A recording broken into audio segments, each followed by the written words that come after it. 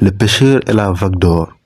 Au bord d'un fleuve large comme chemin vers l'infini vivait un pêcheur nommé Samba. Chaque matin, avant même que le soleil ne montre son premier rayon, Samba sortait avec sa pirogue, son filet sur l'épaule et l'espoir au cœur. Samba n'était pas le plus riche du village, mais il était connu pour être courageux et honnête. Pour lui, pêcher n'était pas seulement du travail, c'était une façon de parler au fleuve, de sentir la vie, de comprendre le monde. Un jour, alors que le ciel était couvert de nuages étranges, une vague immense, plus brillante que le soleil, va au centre du fleuve. Elle n'était pas dangereuse mais dorée, comme si elle avait été faite de lumière. Samba, surpris mais intrépide, s'approcha doucement. Quand il arriva près de la vague, une voix douce sortit de l'eau. Samba, tu as toujours respecté le fleuve. Aujourd'hui, le fleuve veut te récompenser. Fais un vœu. Samba resta silencieux un moment. Il aurait pu demander la richesse, une grande maison ou un bateau en or. Mais il pensa à son village, aux enfants qui avaient parfois faim, aux familles qui manquaient de poissons. Alors il répondit: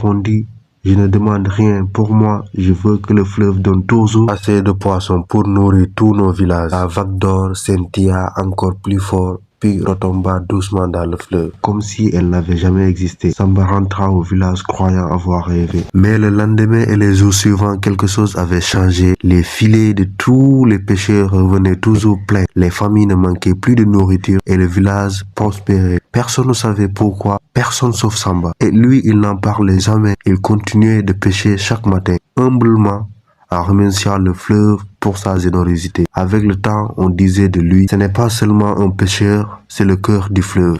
Et si vous avez aimé la vidéo, n'oubliez pas de liker et de vous abonner pour m'encourager à vous raconter la suite.